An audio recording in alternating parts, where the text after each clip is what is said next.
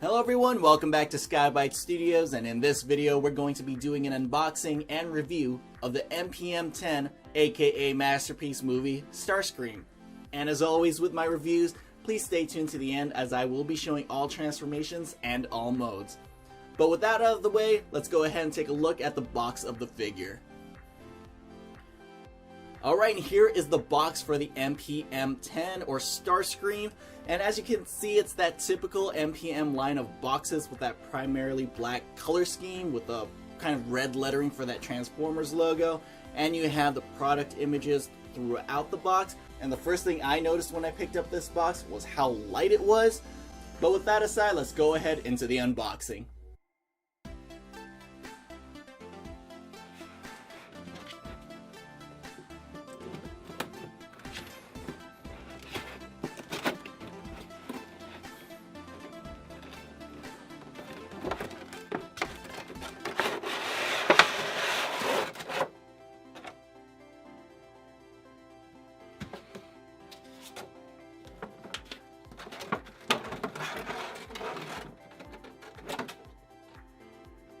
And here we have MPM-10 Starscream opened up and in his vehicle mode. And as you guys saw, he does come packaged in this mode, and other than the figure itself, he just comes with his accessories in the plastic tray and the instructions and nothing else to it. There's no like collector's card that the Masterpiece figures used to come with, so it's pretty simple, which explains why the box was so lightweight. But there he is. This is a very good looking vehicle mode. It's not the cleanest jet mode or cleanest Starscream jet mode by any means. You can see all of that typical undercarriage that you can expect from any kind of jet transformer, but you can see that you can also store the weapons underneath there. He does have 3 sets of weapons. He has the Gatling gun in the front and the cannon on one of the wings, and then on the other wing it's his buzzsaw. I also wanted to mention that a point of discussion with this figure was his color scheme. I don't know if you could consider it controversial, but it's not what we're typically used to, because there is a distinct kind of blue on it, which I am completely okay with. I don't know how accurate that is, but it does look pretty cool and helps it stand out from the other Starscream figures, as you guys will see with the comparisons later on. But there you go, this is the basic overview of his vehicle mode. Now a close-up on that cockpit section, you can see that it does have that translucent yellow plastic, and you can see some of the details inside, such as the seat where a pilot would sit in, and you can see the molded details on the jet itself, and it looks pretty cool, as you can see. Now going into the features of this jet mode, as I mentioned before, you could store the weapons underneath here, and they just peg in. We'll take out this buzzsaw section. As you can see, there's just a tab there, an angled tab, so it can only go on that particular wing. And then this one has that angled section as well that only goes on that particular wing.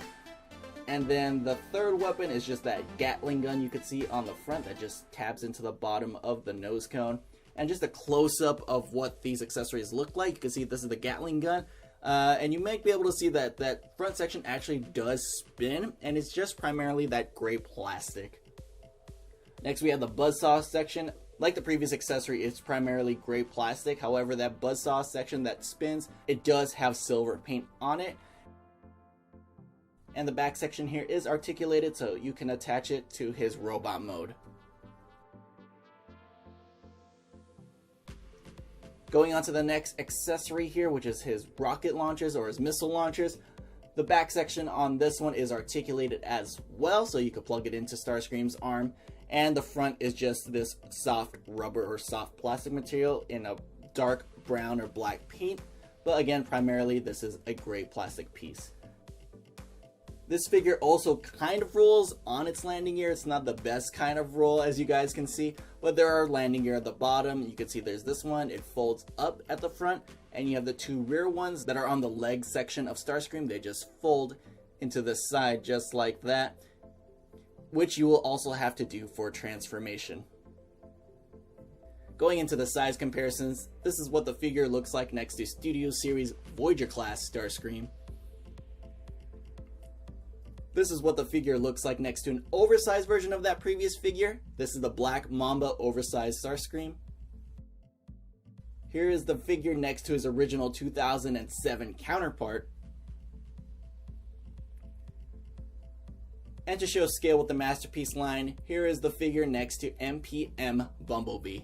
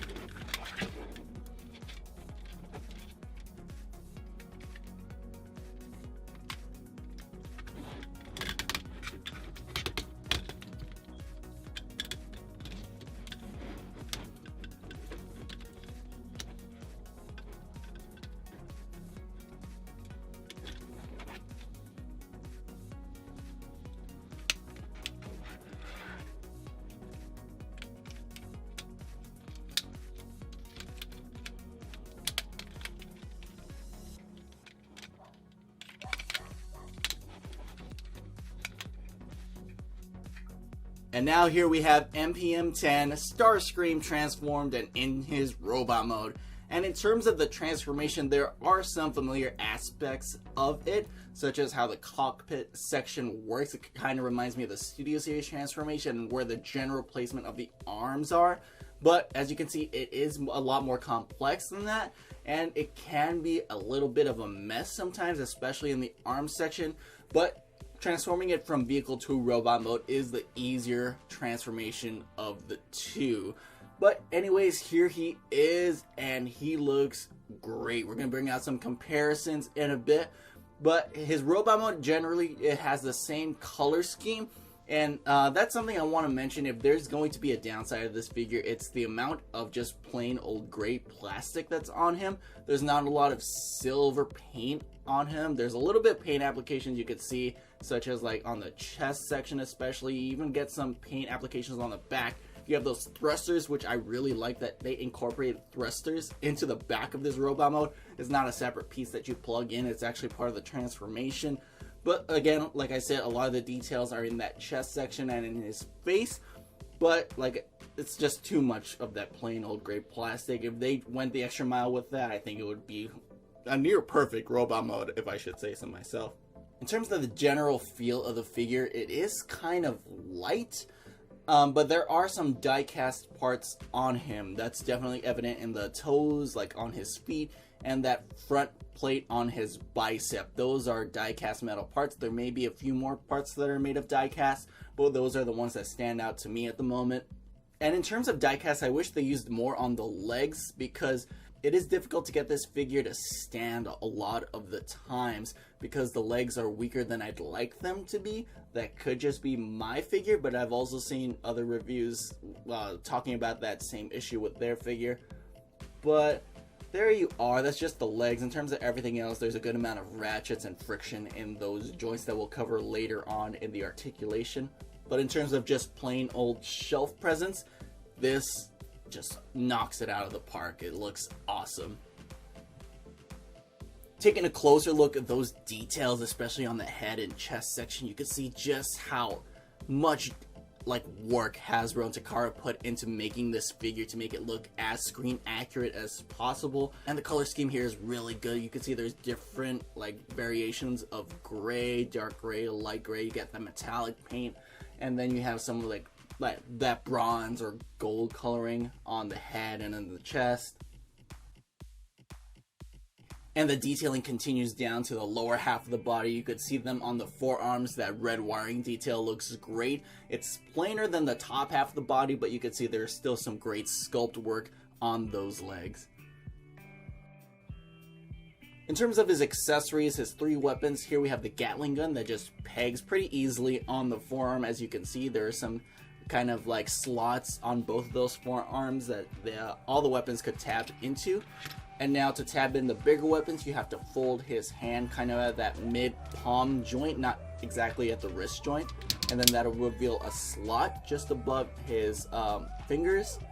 And then you could tab in the weapon on that part, and then using the tab on the top of the forearm as well. Here you have the gun pegged in. You could peg it on both sides. It's interchangeable here. And here is what Starscream looks like with both of his main weapons attached to him, and it looks great. You could reenact that scene in the first movie where he arrives at Hoover Dam and uses that missile launcher, or even with that buzzsaw in Revenge of the Fallen. Even though it's not screen accurate, he should have his tattoos if he has the buzzsaw, but it still looks great nonetheless. In terms of the articulation of this figure, it's pretty decent. The head could move 360 degrees all the way around. It can move up about that far, and you could also move the mouth open about that far to give him that screaming look. And what I like about this figure, it even has those butterfly joints that you can see right here. His chest can move in and out just a bit, and of course the wings can be adjusted to your preference. And moving to the back, you have some adjustable pieces such as those turbine sections in the back. You have these wing flaps that you could adjust. Moving back to the front of the figure, his arms, they have good range of motion. They could go out to a T-pose like that. They could swivel at that shoulder section all the way around. He has that elbow, which moves at a little bit over 90 degrees, and then he has that swivel just next to the elbow. He has a wrist swivel as well, and all the fingers are individually articulated. The outsidemost fingers have an in and out and up and down movement, and you have kind of a mid-palm joint that's used for the weapon attachments. Going into the lower body articulation, the legs can move up about that far, it can move backwards about this far, and it's fair to mention that there's no waist articulation in this figure whatsoever. And continuing with the legs, the knees they have a pretty good range of motion. They could go up all the way, as you guys can see, and bringing that down, that midsection that gives them that chicken leg look, it could bend about that far forward, and it could bend all the way back, as you guys can see. And then you have that swivel just above the thigh. And then we're going to move on to the feet here. You can see they tilt to the side pretty darn well, and then you could have them forward and back. And in terms of the outward movement, it doesn't go to a full split, as you can see. Going into the size comparisons, the first one we have here is Voyager Class 2D Series Starscream. Next, here we have the oversized version of that figure with the tattoos. You can see the paint job here is superb. And here we have the Leader Class Dark of the Moon, I guess you could say original masterpiece Starscream. Here we have the original 2007 Voyager Class figure.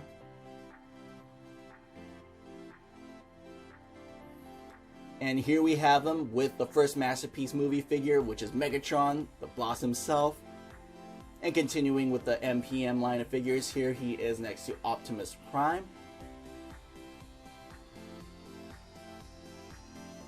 Here he is next to Bumblebee.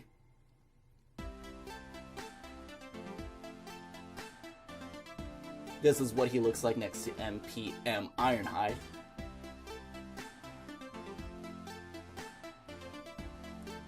And finally, here's a comparison of him with Jazz, with that little Sandwich Wiki figure that the Jazz figure came with.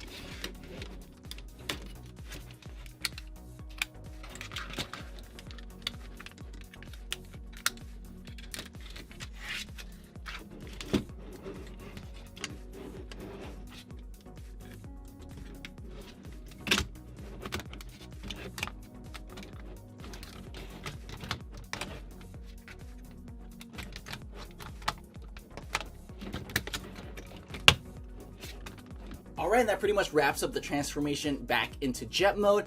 Like I said, the conversion from vehicle to robot mode is simpler. This one, going into this mode, is a little bit more tricky because the arms don't necessarily peg into anywhere and they're only secured once you secure those legs to the bottom. But it's still a fun figure once you get past the transformation. Kind of the lack of paint and kind of the inability to stand so easily. But once you get past all of that, it's a great figure. It works well with the MPM line, and can't wait for the rest of the Decepticons, and pretty much Ratchet's the only Autobot from the first movie. So yeah, we'll be looking forward to that. To wrap up my overall thoughts on this figure, do I suggest getting it? That's completely up to you. If you're a completionist for the MPM line, definitely you're gonna need this figure, and it looks great next to Megatron, as you guys saw.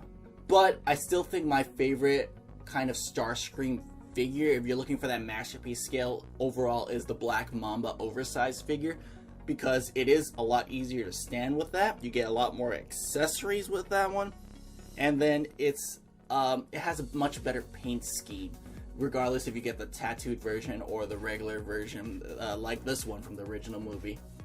But still a fun figure to mess around with and display. But anyways, that's pretty much it for this unboxing and review. If you have any questions about this figure, go ahead and leave a comment down below. Hopefully I'll see it. If I don't, hopefully someone else will be able to help you guys out. And as always, leave a like down below and subscribe for future videos from Skyby Studios on YouTube. Thanks for watching. See you guys later.